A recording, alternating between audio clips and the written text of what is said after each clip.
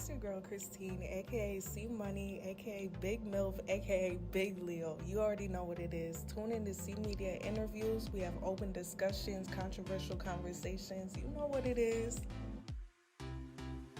Hoop&Motivate staff here with you right now. I'm Brandon Carruthers, CEO of Hoop&Motivate and one of the head trainers. My name is Norman Simmons. I'm the director here at Hoop&Motivate. And I'm John Ivy, also CEO and head trainer of Hoop&Motivate. Hoop&Motivate, we're a training program using basketball as a tool, a vehicle to connect and uplift our community. So what we do is teach the fundamentals of basketball, how to shoot, how to properly shoot, how to score, drive,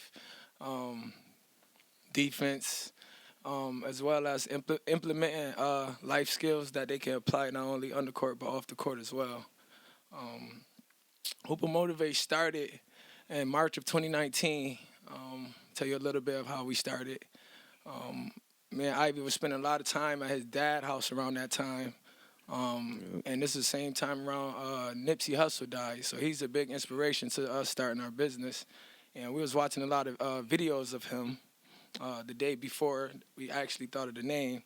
And we couldn't really figure out what we wanted to do with our life around that time. For me, I was going through a couple of things. I just had lost my job. So I was wondering how we could, do something where we didn't have to work for nobody else.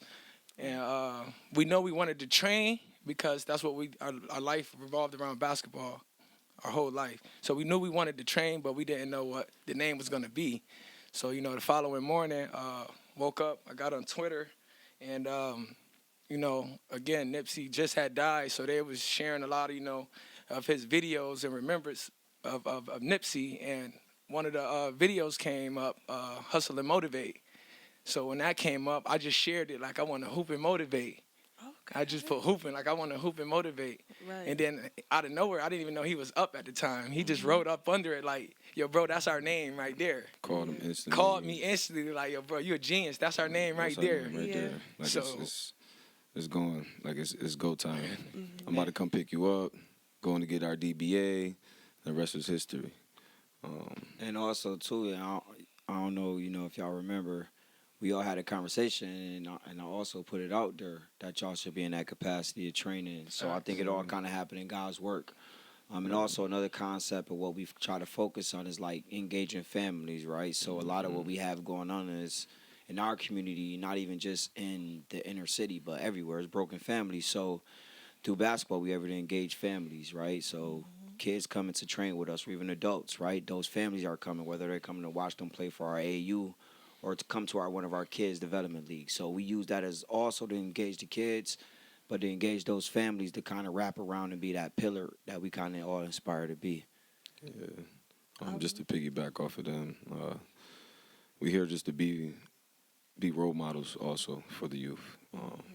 Be people that we didn't really have growing up. And we had a lot of great men, I feel like, around us and stuff, but never actually really had real trainers or around us who people really knew the real game, who were around us like 24/7 every day.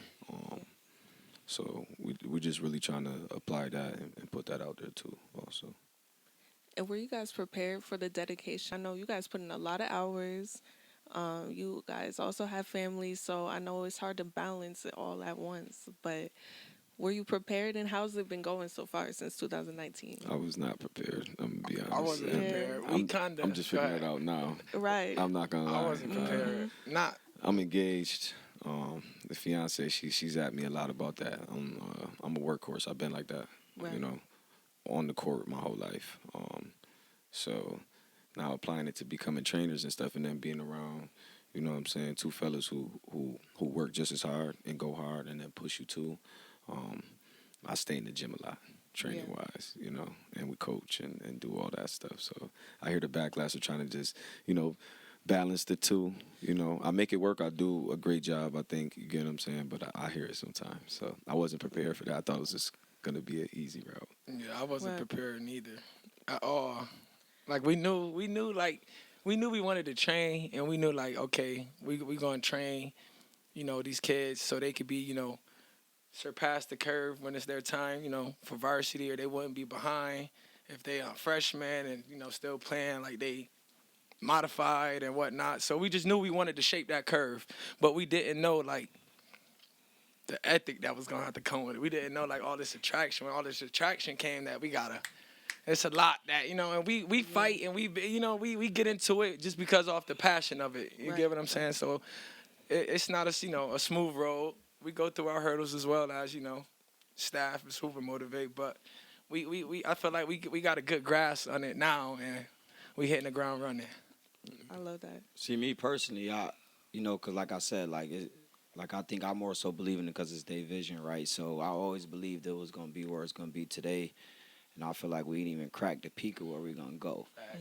Says it to us every day. Yeah. And I say that in a sense because, me personally. I mean that with the best respect, too. I love it. No, I'm just going to cut you. I'm just showing you love. I want to let you know I'm saying that with all love.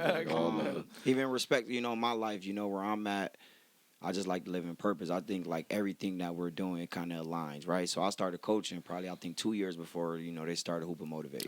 We all went to East High School. We all coach at East High School, right?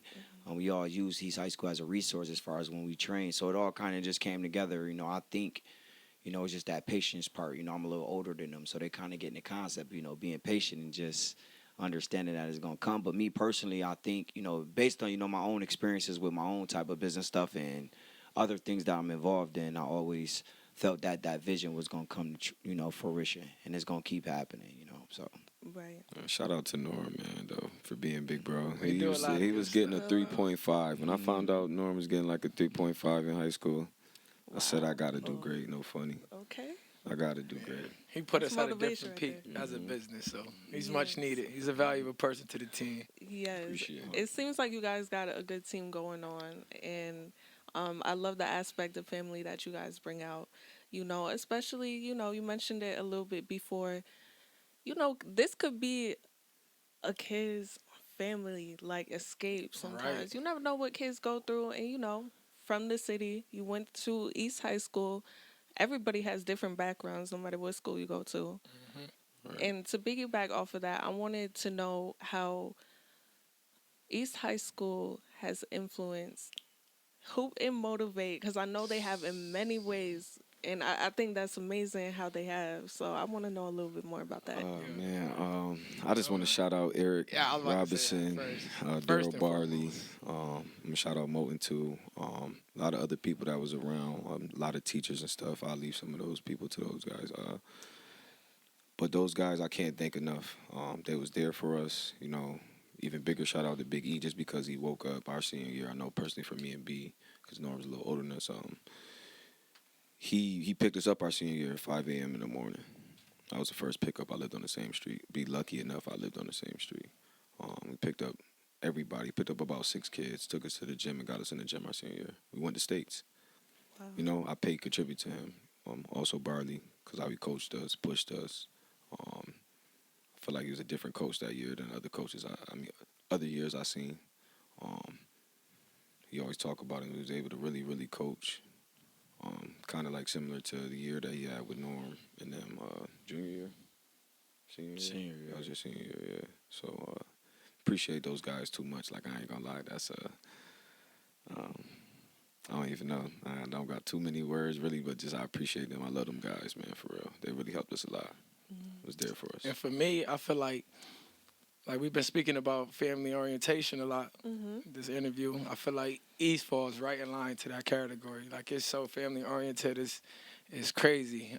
Again, like, shout out to Eric, Robinson. He do tons of stuff for us. Like, once we got our name and our DBA, we went straight to him. That's the first person we went to. Right. We know he's very high in intellect when it comes to business. You know what I'm saying? He's a savvy businessman, and we know he could help us in any way, any direction that we were trying to go. And he supported any vision that we ever had. And like he say, y'all grinding. I say, y'all grinding. He respect the grind. So he gonna help us because it aligns with his vision as well, and that's giving back to the community. Right. And, he, like I said, he supports us. So we're forever indebted to, East, because it's love and it's family. And again, like, we're all alumni of East, so we're just pouring back into where we started at. So that's a plus. And I think me too, like a big problem in Rochester is the fact that when, even when, like me, I went to college, I have a master's degree.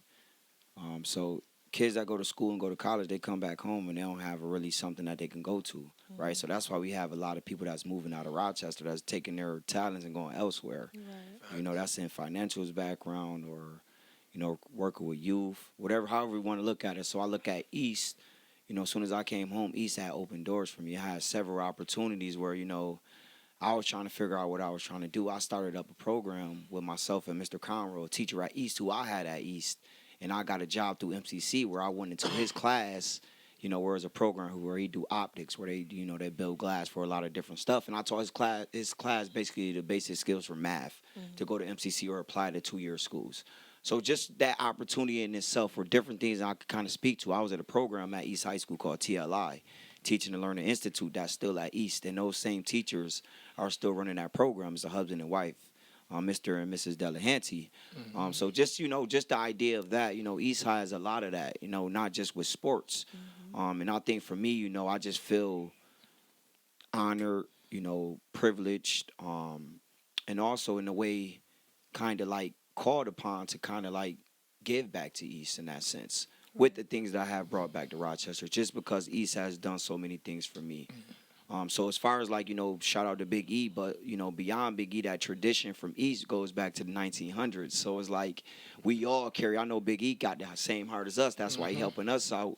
And we'll be in a position to help other kids out that went out to East, So just the idea of keeping that cycle going, Paying it forward. Pay it forward. Yeah. I wanted to know, like, who came up with the website? Because I'm a visual learner.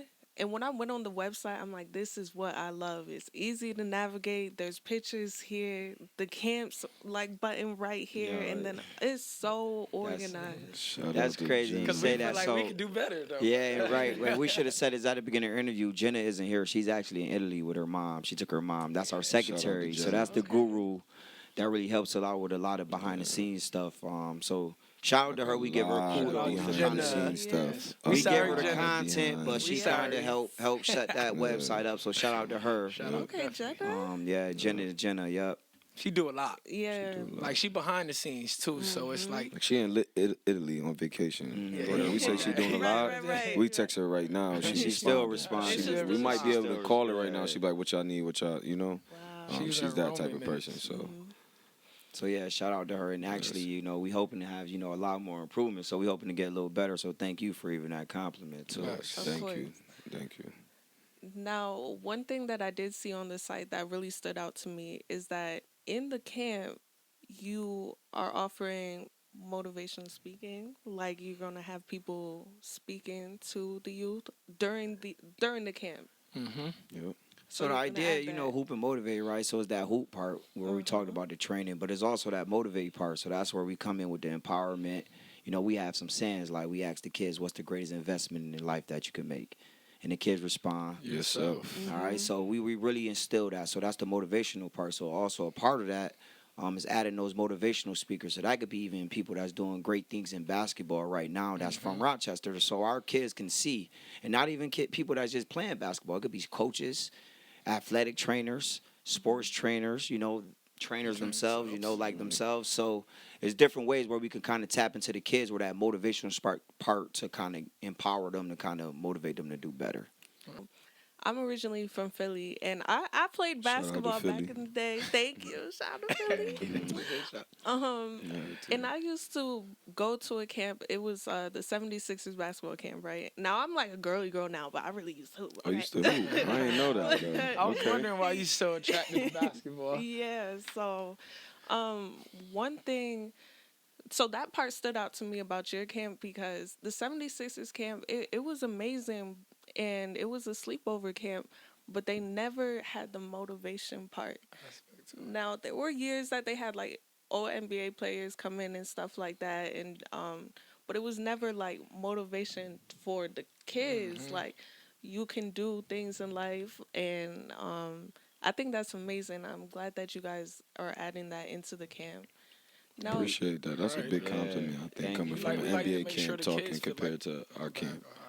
No, just really wanted just to say that I think that's a big compliment. You know, talking about an NBA camp that you experienced that was still good and great, and you comparing it to us and saying that we're doing something that's even a little more, a little better. Yeah. I appreciate that a lot. And we also added, you know, just like I said, a part of the motivational component is that mental health component, right? Because I say, you know, I'm a mental health first aid trainer. I'm a lead trainer, partner with an organization where we train individuals with the skills to respond to somebody that's going through a mental health challenge, right? Yeah. So the idea is breaking that, you know, what I'm trained in to break that down to kind of like a curriculum type thing for our kids. So that's going to be something also that's going to be offered in our summer camp to let the kids know it's okay not to be okay, right? So many kids that play sports that just have so many frustration, you know, different emotions that they don't know how to deal with. Whereas like, okay to talk to somebody, it's okay to cry, it's okay to let it out. So we also bring in that different component to kind of what we're doing. Just because we have lived experiences and we have different skills that kind of, you know, backs up that component of mental health. We've had NBA players that have their outbursts and their moments. Do you think in basketball that when they're known to be more aggressive, is something more inside of them, like something deeper, something from home, or that's just how they express themselves on the court? Do you think that could be It both? could be either. It could be either because I would like to say like around like ballers from our area, and I was born in '92, and before like I come from a family of 6, so I didn't have the chance to get much. You get what I'm saying? So basketball was more like an outlet for me. You get what I'm saying? So if I'm showcasing all of this aggression, it's because this is how I let it out. You get what I'm saying? And to some other players, that just might just be how they play. Because you got to play the game aggressive to get great results. And nobody going to let you do nothing in the game of basketball. You got to be, it's a man's sport. You get what I'm saying? No matter if you little kids, though, you get what I'm saying? You still got to play aggressive. Yeah. That's just what it is. So for me, and if, you know, I'll probably speak for others, it's an outlet. It's a way to release and get away from, you know, all the traumatics and the other stuff that's going on in your life. Right. And I think that's what's different about us. We use basketball because we know that, right? So just like a person that plays an instrument or someone that loves to sing or someone that loves to draw, right? They really dedicated to that craft. That's the same thing way we see basketball. For the individuals, even like myself, you know, I have a master's degree. I dedicate that solely to basketball. Like I wasn't able to stay on track, you know, to losing friends due to murder, you know, all of us, you know, other stuff, you know, being exposed to drugs, you know, having, you know, I had a kid at a young age, but basketball was really that thing that said, yo, use this as that tool to navigate, help you stay focused in class, right? So, you know, I just won an outstanding award for my master's project, right? And a big reason was that because of basketball. But, you know, bigger than me, other people use that as a tool. You know, that's their way out. You know, that's their way to kind of get accepted. That's their way to be a part of a different crowd. That's their way to find themselves, to even be comfortable to talk like themselves. So we see basketball as all of that, and that's why we want to catch these kids when they're young. You know, even if a kid, you know, they see themselves get better dribbling basketball, that builds their skills even going to school reading out loud. That confidence. So we see basketball as like the gate to all. It's really an outlet. Yeah, big outlet, I would say. I could say a lot of similar things that they said. I agree with them. Honestly, it was a big just outlet for me. Like they said, they grew up kind of together in the same area. I grew up like in the Dewey area. It was just an outlet. It was the way I feel like I seen myself getting out of the neighborhood, you know. And I had a little different experience on the weekends. You know, my dad married a woman who lived out here, Henrietta, so I got to see that on the weekends, but then go back with my mom during the week and stuff like that. So I got to see what I could possibly get. I feel like it is a way to get out of the neighborhood. You get what I'm saying? And that was extra motivation added on to it. So I knew that like I had to push myself. So like you said, I could see like where it could just be on both sides. You could get it coming from one area, or you could get it from, you know, just motivation on the other side. And that's just the way that you are and the way you play. Maybe not even nothing you've been through, stuff like that. And I just want to piggyback, because I'm glad that you said that. One thing I left out was like culturally, right? So there's no color, right? So because of basketballs, I was able to be around, you know, white kids that I wouldn't have been around. And I had a different viewpoint growing up as a kid, you know. Granted, you know, racism is here, right? But I don't have that hate in my heart where I'm anti-white because of basketball, because I was connected with those kids from Pittsburgh Sutherland, Penfield, McQuaid, and they was connected to me as well. So they even have a different outlook of how they see people that's from urban areas. They have a different understanding of our culture. So, yeah. Okay. So I wanted to mention a little bit about experiencing the youth practice. And Brandon, I got to see you a lot more on your end. And one thing that I love about your coaching style is that you don't let them quit. You don't have that as an option for them. No, it's no option. And I feel like in some of the girls that I saw, they had a slight second where they wanted to quit, but your motivation, the things that you were saying to them with a positive like Reinforcement. yes, that you saw that quick switch, like, you know, and I got this, I'm gonna make that shot, I'm gonna try again, and they did that. And I think that's a great thing because getting kids into sports young is such a positive thing for their attitude and self-esteem. So is that something that was instilled in you as a kid, or something that you wanted people to instill in you as a kid, but you just did it on your own? I would say Coach Barley. He was like an aggressive coach, and you know the saying: if they not talking to you, then they don't really care for you. But if they talking to you, that means they care and they want you to do good, no matter if you like it or not. But when I feel like I got like a grasp of that when I went to junior college in Southside Chicago, King to King, my coach Emmanuel Dildy, he was fierce. He was fierce, super disrespectful. He didn't care about nothing but winning. Yeah. If it wasn't about winning, he didn't care for nothing that we had going on outside the court. He was a good, cool dude, but he was about his business. And I realized that that coaching approach, it worked for me. So I kind of stole his approach, and I try to, give it to the kids because it got good results out of me. So if I bring that same approach to the kids, I feel like I could get good results, and it shows. Yeah. Like you said, it shows. It So. definitely shows.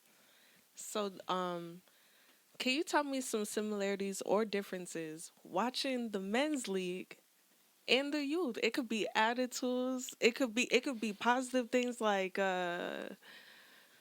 let's say like good teamwork. Similarities. It doesn't, That's a tough question. I ain't gonna lie. I think similarities can be they still cry, right? And think they know it all. Shout out to the men's league, all the babies ego in the tripping. men's league. No disrespect. Ego tripping for real. For sure. Yeah. Some people tend to see, what we're doing is bigger than them. I mean, not bigger than what them. Some good things though too, though. Brings people together. We see a lot of smiles. I feel like I came across people who having, not so good days, but then when they come there, it's like being in that atmosphere, whether a kid or an adult, it helped change them because again, basketball the outlet. So. Right. Shout out to our community, man. We appreciate y'all coming out supporting. And, parents though, our vibe though. Parents, whether it's adults or the yeah. kids, the Yeah, parents be parents. showing out. So Yeah, that's true. We've seen a lot of That's parents this true. past I want weekend. to piggyback on the emotion part. Okay. I feel like I see that the most from both. Right. Like they're having fun. Like it's like they're embracing the opportunity and the platform that we created for them to enjoy themselves and get better on the adults and the kids. Like you said, they're crying, they smiling, they laughing, they fighting. It's just the emotions, and you see it, and it's like, oh my God, like we doing this. It's like we just always take a step back and we look at the gym, and we just be like in awe, like yo, this really us. I would say good vibes and love. I like to throw that out there. I mean, we doing this to bring back those type of vibes or anything, but like he said, when we take those steps back and we really look, right, really look at the gym and just like take it all in. Take it all in. It's breathtaking. It's beautiful. Like I said, shout out to our community. It's everything. I can't thank them enough. Right? And I want to just shout out y'all too. I just can't thank y'all enough. It's two great business partners. Shout out to Jenna too, and a lot of everybody else that a lot of our staff who is helping us. And continue to keep helping us. We appreciate y'all.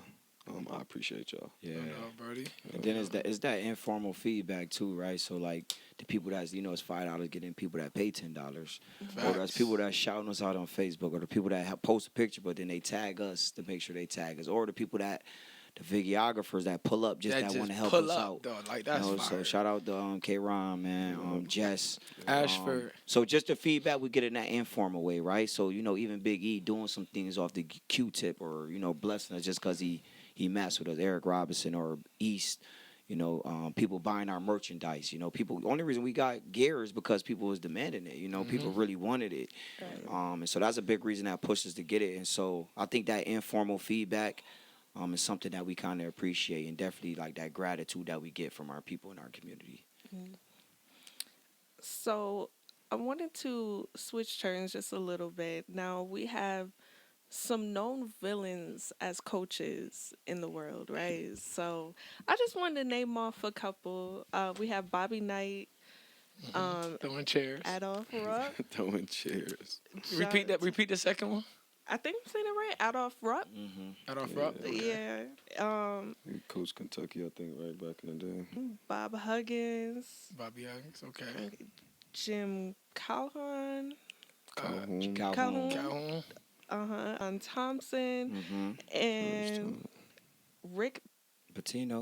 Nah, yeah, St. John's now. No. Yeah, he just Patino yeah, from he Louisville, though, right? Yep. Coach Russ Smith. John Chaney. Yep. John Chaney. Yep. Yep. God bless the dad. Yeah, so I wanted to, a couple of those, they're known to be hotheads, like big egos, stuff like that. So, how do you think negativity like that in success could be confusing to the outside? Because it's like some of these people have a persona. I just want to say one thing before they go into. Yeah. I'm gonna let them answer this one. But I feel like a lot of outside people looking in mistakes negative from passionate. You don't get to see the work behind doors. Even the person that's I don't think they even understand what they're even portraying out. That people are going to see this as negative, right? Because they're just being so passionate.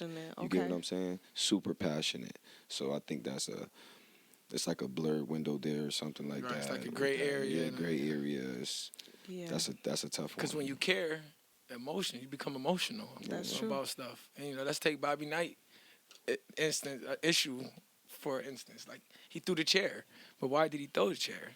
Because he was taking up for his players, right? He got a tech, and he started just going crazy. I believe that's how it went. I may be wrong, but I believe that's how it went a little bit when he went to throwing chairs. But that's just passionate. You're just showing that you care.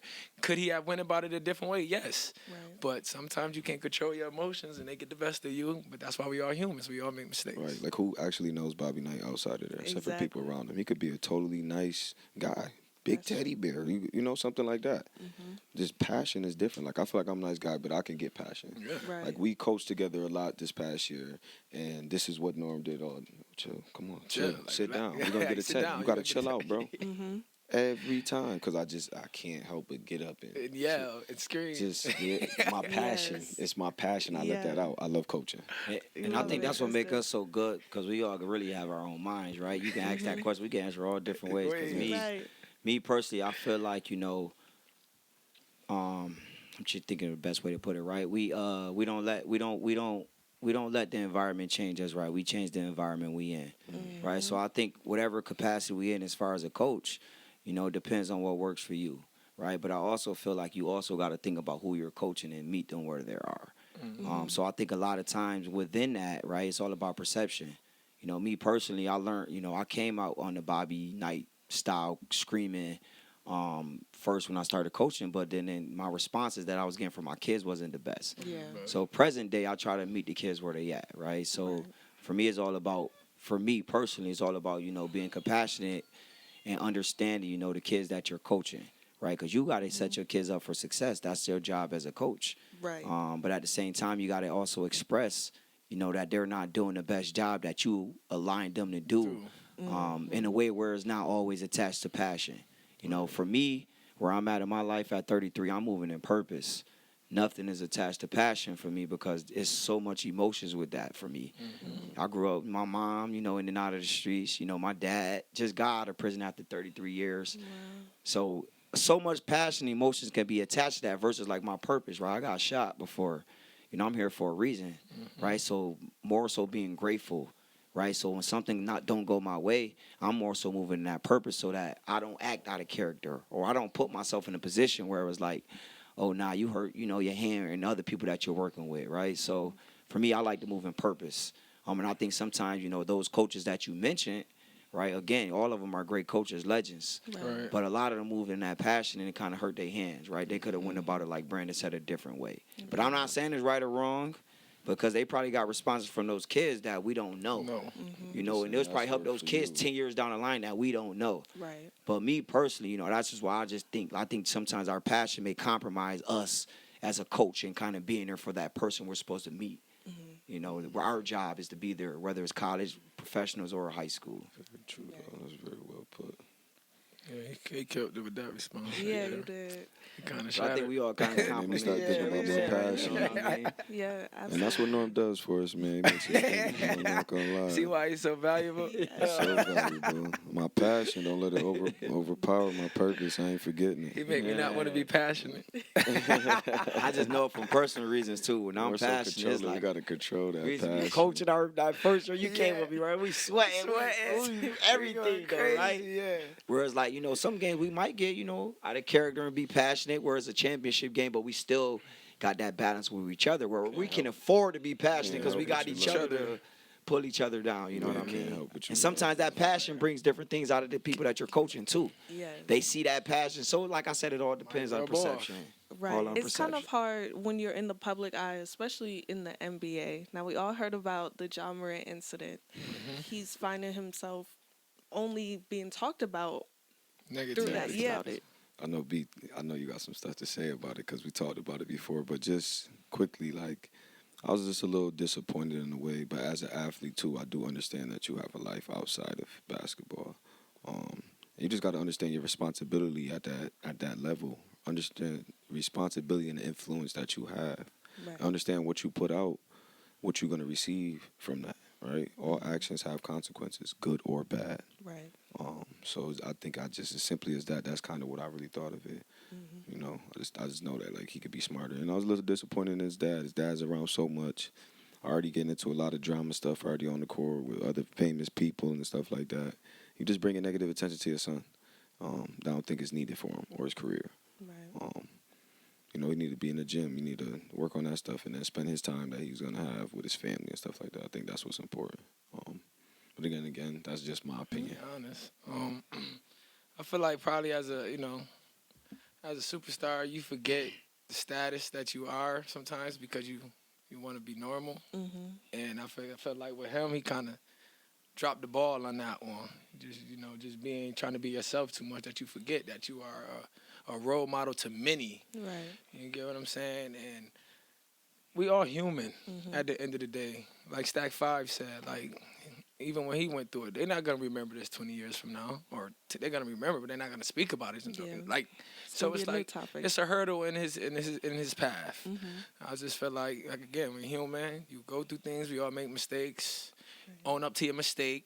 You get what I'm saying? And let's move forward. Right. And really dwell on it. And I feel like social media, you don't want social media to create the narrative. Because then it's like they could turn something so little into something so big. And so you want to make sure that you keep your image, pretty solid. You know what I'm saying? Like I said, we all human. We all gonna make mistakes. Right, It's not gonna be his last mistake. So just be mindful of the mistakes that you're making. You don't want to, burn a bridge that you can't go back to. I like to give them grace, though, right? So, like, oftentimes, like myself, right? So, even these two, we did different things by going to college, right? So, it's against the norm. So, even when we go to college, people got a different perception where that may not be the case. So, I think with him, he was more so he's figuring out how to balance both of those two, like, feet in two worlds right now to kind of bring it to, like, make it work from him, right? So that's why I say I'll give him grace. I definitely don't agree with what he did, but I also believe that, he won't have no more slip up like that again. Again, because he's 23, a black dude in this world making all his money, and we don't know what he's dealing with on the Really back still end. young. That's true. right? 23. That's true. Right, and I don't want to get Yeah. too deep. It's a capitalist society. I know the NBA try to control him to a certain extent. So it's probably so much stuff that we don't know that he can't even speak to. Right. Not making excuses for him, but I'm just saying I'm giving him grace. And I think that he will come out of that even better and stronger.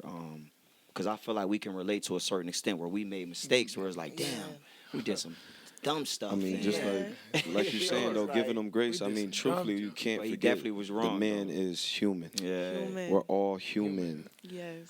You get what I'm saying? Mm-hmm. And he's going through so many different things, like Norma's saying, than we are. Right. And a regular, normal person on a daily basis. You get what I'm saying? He can't go to the grocery store like you can and be okay. That's true.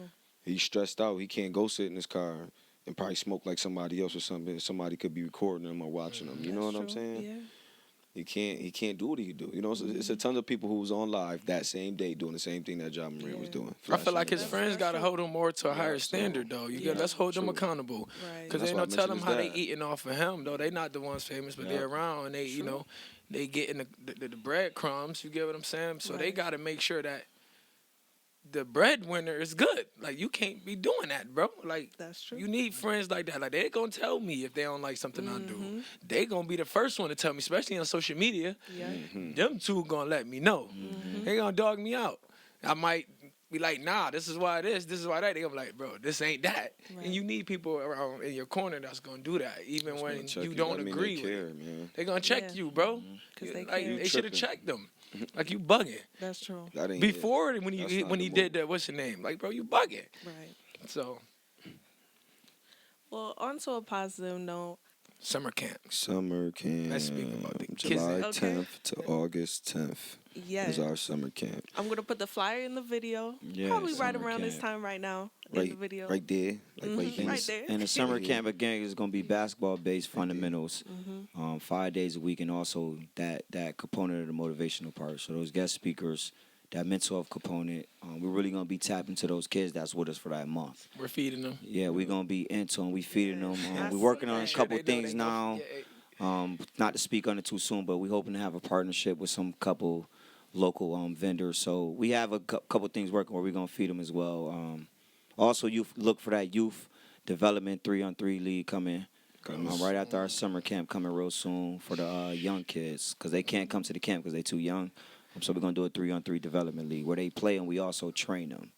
That's the first time I was dropping it out loud, by the way. Yeah, yeah. So they gonna hear that Yeah. when we drop this. They gonna Yeah. that's the exclusive. You right got there. an exclusive. You got- Also, too, by the time they see this, we put out for a while, setting the price at $350.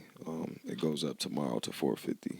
Okay. Put that out early. Yeah, yeah. Yep. And you also got payment plans, so you can pay overtime. That's why we put it out ahead of time. So you could pay overtime to kind of get that, get it done. So yeah. I just wanted to make sure I said correctly, so I had to pull out the the card though. So our social medias, I just want to shout us out. So on Facebook is Hoop Motivate. No, it's Hoop and Motivate on Facebook. Hoop and Motivate. Instagram is Hoop Motivate. All right, so HOOP Motivate. We're gonna pick up on the Twitter. All right, but that's where you can find us on those two. We are on Twitter social media. at Hoop&Motivate on Twitter. And We are on there. www.hoopandmotivate.com is our website. So that's where you can register at the summer At the camp. camp, that'll be right here. All right. This is a photo. And if this dropped before the end of the summer league, not the summer league, the men's league, we got the men's league still going on every Sunday from 7 to 9. 9. 7 to 9. Also, as financial things you're thinking about, don't worry about it. Please reach out to us if you think about coming to the summer camp. We're working out things to get kids sponsored. So finances is a problem. Please reach out to us and let us know. Please do, please do. Perfect. And this is my first kid-friendly episode. I'm so excited. So parents and kids, watch with your siblings. Tune in. Everybody tune in. Shout out to you. We That's appreciate fire. you for having us. This was a dope experience. I Super dope. appreciate it. Thank you, Appreciate too. it. Thank you, Yep, thank you. Thank you for having us. Appreciate you. You already know. Hoop and Motivate signing out. We out, y'all. Motivate. Motivate. Get Are your we gonna take a merch. picture?